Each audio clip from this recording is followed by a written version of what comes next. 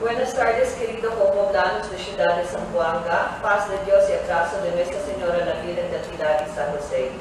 Today, April 1st, Zamboanga City has its third confirmed COVID-19 case. Our third confirmed case is a 30-year-old female from Barangay Tetuan with no travel history. She is currently confined at the Zamboanga City Medical Center. I now ask Dr. Miravide to provide us more details of our third COVID-positive patient. Good afternoon, ma'am. Good afternoon. So our third patient is a 30-year-old female from Tetuan with no history of travel but with an exposure to someone with travel history from Manila on March 12. So she experienced fever, cough, and LBM last March 19, and she was admitted at Zamboanga City Medical Center on March 27. So it's her fifth hospital day today. Her health is improving. She's stable. She doesn't have any fever or cough at this time. We'll be answering questions from the media. We'd also like to acknowledge the presence of Vice Mayor Ramel Agal. He is going to be, he is a co-lead of our COVID-19 task force, and he will be in charge of the security, of economic security, and as well as I will be tasking him to take care of the national government's amelioration program for the people of Zamboanga in coordination with the DSWD and other national government offices.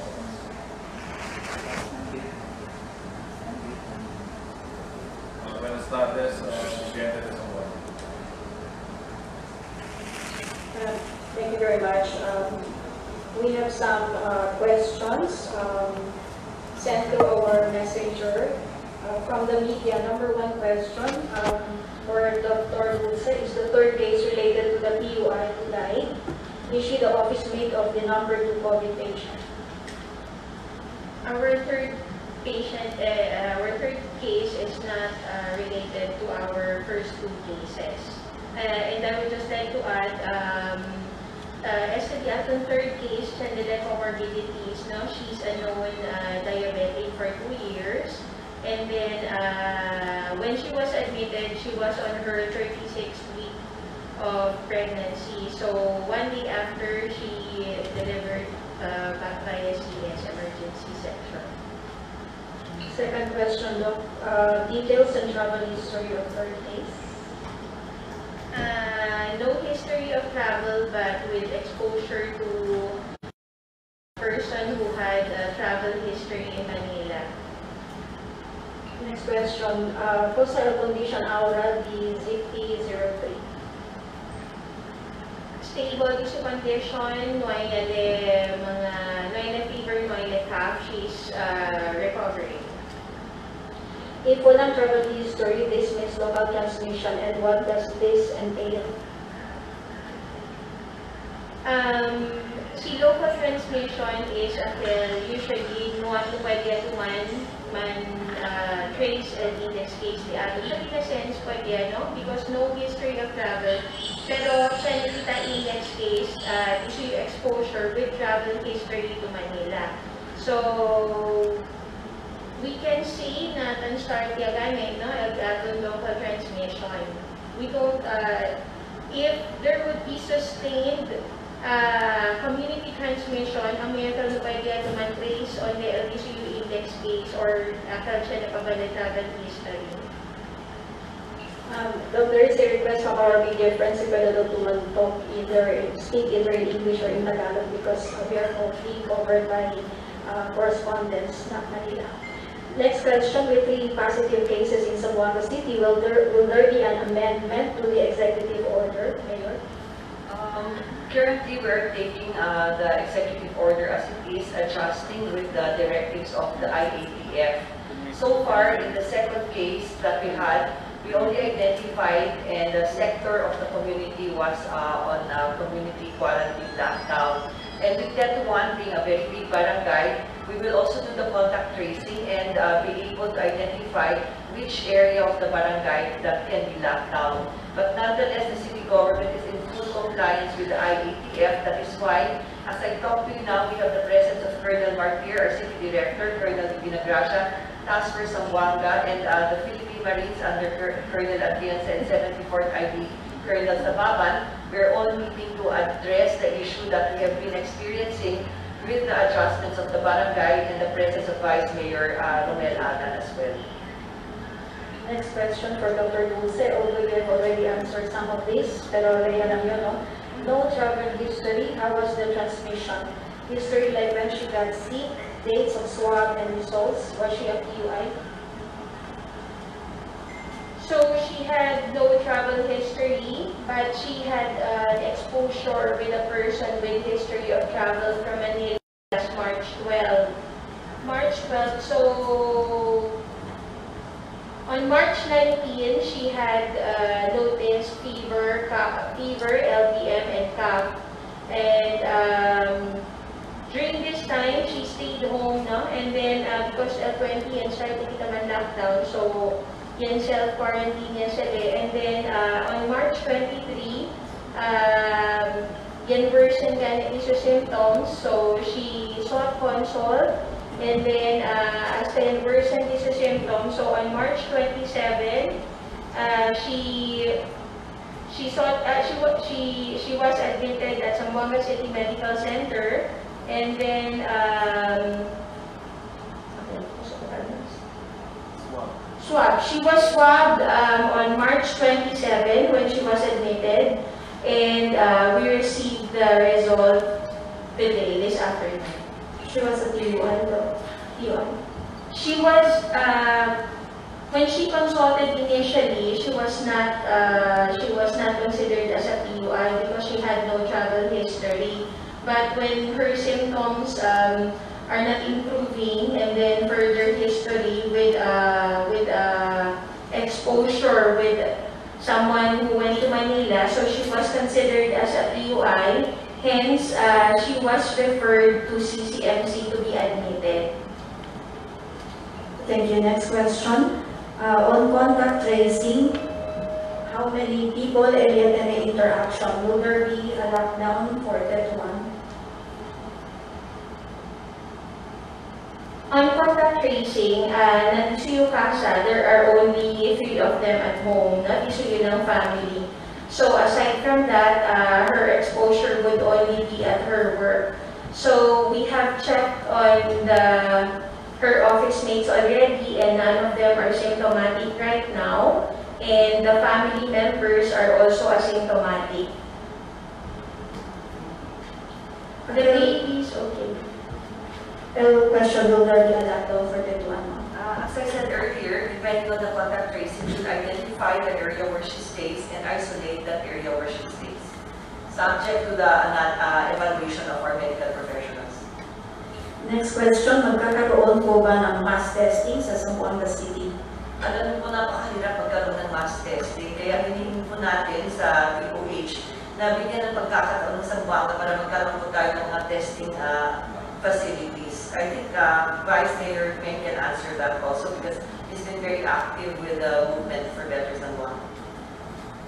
Well, at the moment, there has been a lot that has been identified, but under the protocols of DOH and RIPM, it has to pass through several stages prior to it being able to do the testing.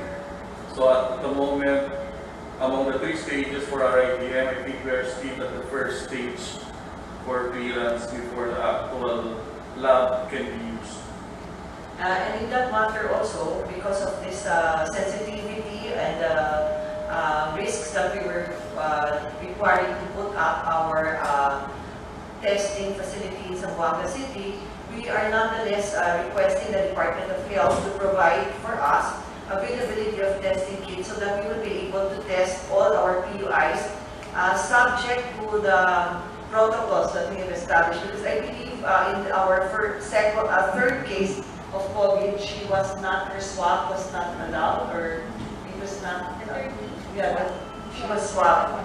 Okay, so we will have to work for the availability of kits that will be able to be sent to Manila or sa Davao. In connection to that, Mayor, question D, your thoughts on the city having its own testing center for COVID? Our thoughts is that we will have to abide by the RITM policies and the FDA because there are also risks involved in putting up a facility. But what is really most urgent is for Zamboanga City's patients and the region to have the availability of tests, the testing kits. Next question for Dr. Dulce. Update on ZP01 and fetal condition of PUI na Ciudad Medical. ZP01 is doing stable since he had his 14th day already last March 30. He had his repeat swab, but unfortunately the result still positive, so we still have to contain him. All our other PUIs that are admitted are doing fine. They are stable. Okay. Next question. Were in particular na Tetuan informed niya ba ang Barangay Council kung sa iyo ba plano di Mayor na mag-consider din on a total lockdown po ng city after this? Yeah, pwede kita sa llamada con el Barangay Kapitan Walmart Atilano y Esperanza y Anatun para man-identify el jefe del policía del Police Station 6 ay interese también para kita natin na City Hall para kung buenamente kita pwede man-flat igual que sa kita del Tumaga junto con City Director Martir and Sir Rolly Aquino. Another question. Will there be changes in ECQ protocol, especially now that it's local transmission? If meron, ano ito, will they consider selective lockdown or extension of quarantine period? Gracias. Definitely, we really have to extend the quarantine period as agreed that it's going to be 21 days henceforward. Aside from that, we really have to appeal to everyone that we will really expect an increase of the number of COVID cases. That is why we are meeting in the security cluster to really ensure that people of Zamboanga should be disciplined in order for us to understand what staying at home means. It's very difficult if we do not get the cooperation of people and they try to violate the laws for the benefit of their own selves, not knowing that they become the vessels of this virus and will also contaminate other members of the family. That's why we have really to enforce, we really have to implement, and we really have to discipline. Next question for Dr. Dulce. Is this person, may we know where now is this person who patient 3 got the virus? So the possible exposure of our patient 3 is our PUI already, no? So we are monitoring, and he's still in home quarantine.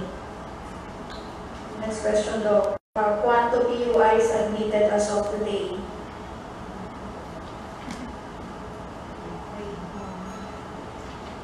Originally, nagtaka kasi kita mga 15 PUIs, and there are patients now. 2 of the positive are in Zamboanga City Medical Center. That will make it 3. But we also have the latest also of the PUIs. So we have a total of 59 PUI. 5 are admitted, 17 are from in Nantaka. We have, for our PUM, we have a total of 2,381. 2,102 are already complete with their 14 days quarantine. But we are still monitoring for an extension of 7 days. This question is for Mayor. When you say extended for 21 days, can it be your April 14 plus 21 days? Actualmente, el día na empieza kita del fecha 20, we will make it up to 21 days. But again, the numbers really matter at this moment, and we will really have an increase of cases of COVID.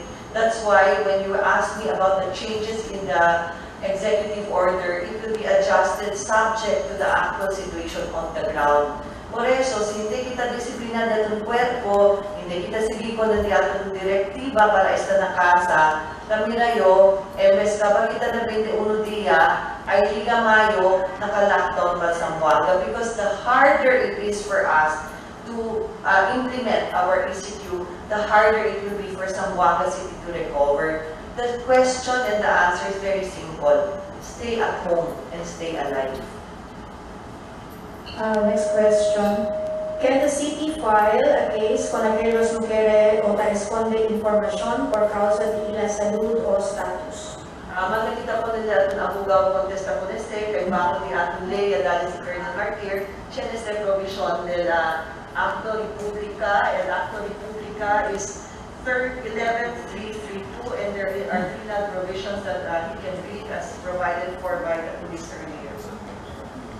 Under RA 11332, Section 10 on penalties, any person or entity found to have violated Section 9 of this Act shall be penalized with a fine of not less than 20,000 pesos, but not more than 50,000 pesos, or imprisonment of not less than 1 month, but not more than 6 months, or both such fine and imprisonment at the discretion of the proper court.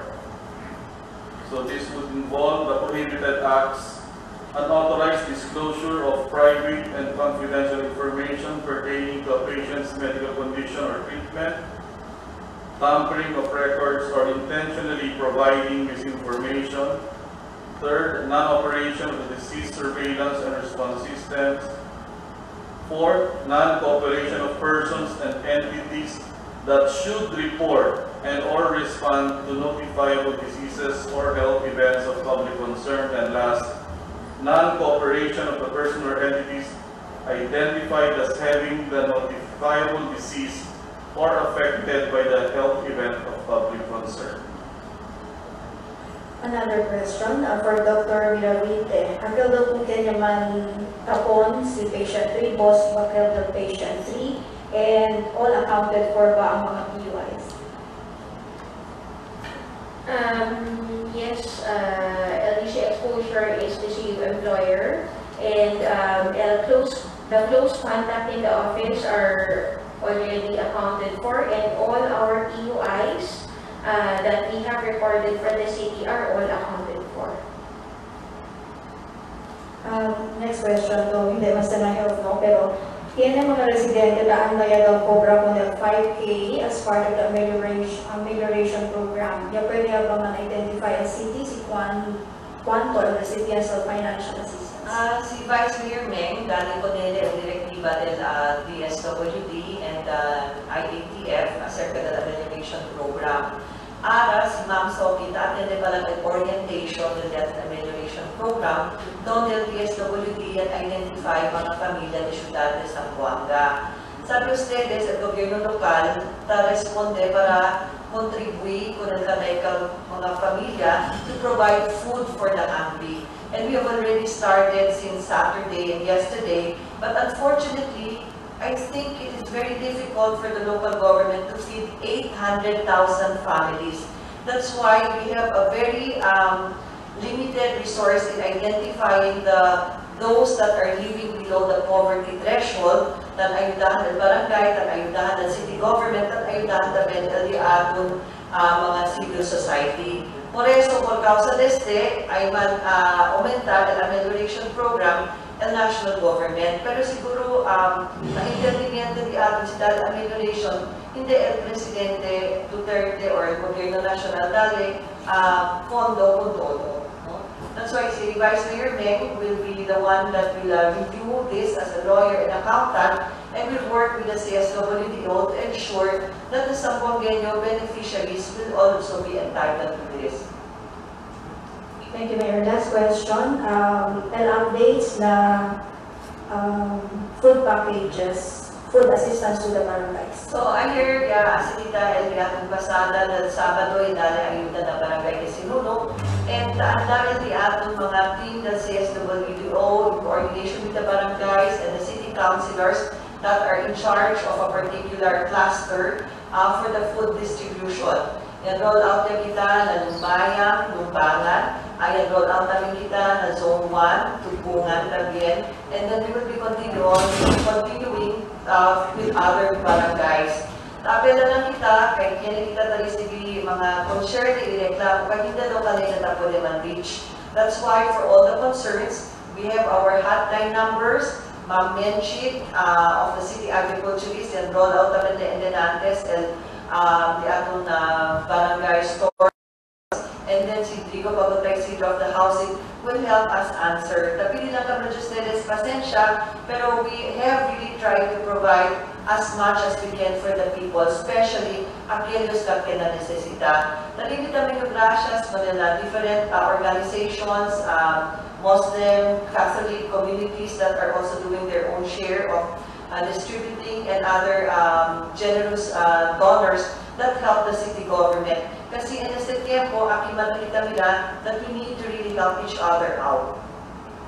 Senator, for habang question, Mayor. Yesterday, DOH conducted assessment to the 100 plus Pinoys from Malaysia who completed their 14-day quarantine in Sibapil Island in Basilan. Kaya ba alam maganda sa Zamboanga? Since yan ay identified 19 from Zamboanga City, and with the development of ZH2 COVID case, I requested General Sobehana to extend the period of quarantine for 21 days. The city government of Zamboanga has also contributed to the plight of our Filipinos that are stranded outside and want to come in the city of Zamboanga. Some of them want to go home, but because of very concerns also of COVID-19 contamination, they have been undergoing quarantine, and the city government, civil society organizations have also contributed to assist them and to lessen the burden that they have. So, este tiempo, natin yung mensahe ko ng mga viviendas sa Zamboanga remains the same. Pabor está vigilante, please stay at home. No mas panic, está na casa. Based on the COVID-19 trends in the country and in the world, we have to expect there will be a rise in the number of confirmed cases in Zamboanga City.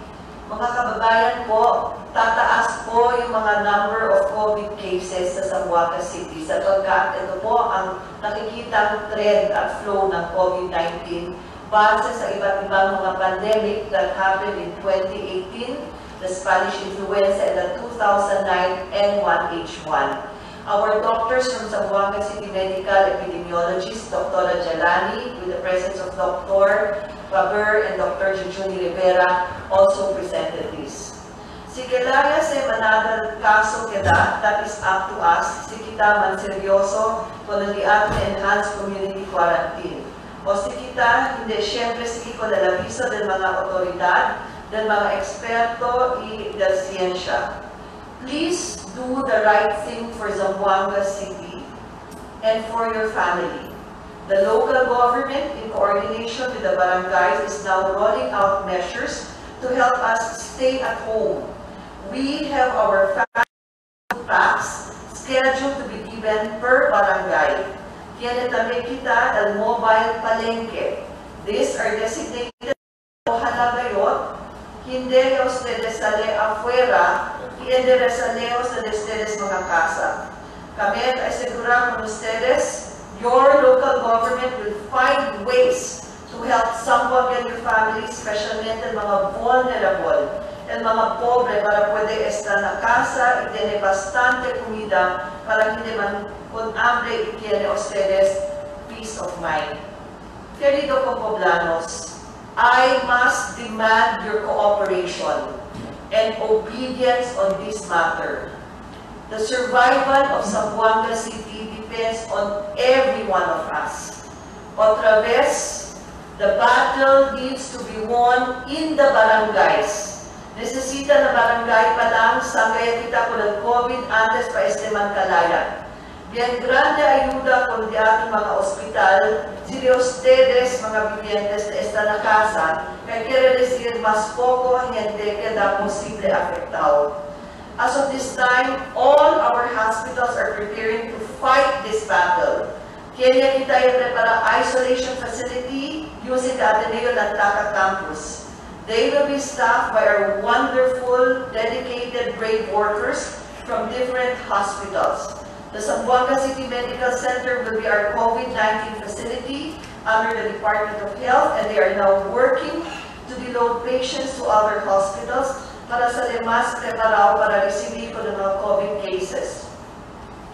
To all our hospital workers who will be in the middle of this battle, we, the people of Zamboanga City, will pray for you. We will be with you, and you will have the support of the local government unit of Zamboanga. We will move heaven and earth to provide you with the tools you need. We are praying for you, and we will do everything to help you. We will give you the best, including a hotel for you to rest. To our barangays who will be our frontliners, I am counting on you to face this battle boldly, courageously, and fearlessly. We already had the 2013 Zamboanga siege where we were tested by bullets, and this time we are tested by this virus. No mas kita hace más difícil el de ating vida, pero levanta a uno'y otro con unión, pelea con este unseen enemy. We must do our part so we can give our hospitals time and space to prepare. Acordo a ustedes, si junto kita enferma, tumba el sistema del salud na ciudad de Zamboanga, so favor, let us stop the spread. Everybody is working to fight COVID. Zamboangueños, Christians, Muslims, and nomads, I appeal to you. Let us do our part and stay at home. We have the facts, and we have known them for quite some time now. Practice it. Abide it. Stay at home. Usa face mask. Mansanitize di atong mano. Esta na casa. Remain home. Dos lang el cosa pasa. Either you will be sick or you will be the courier of the disease, as in our CH3. Esta na casa para esta kita vivo. Junto con Vice Mayor Agan, Dr. Miravite, Ma'am Apple, and our security forces, si Mayor Ben Climaco, taapela con ustedes. De ustedes cooperación. Times are tough, but with the grace of God, Our Lady, the Virgen Maria, Madre del Pilar in San Jose, we can do this together. We are in this, and we will do our battle to win for Zamboanga.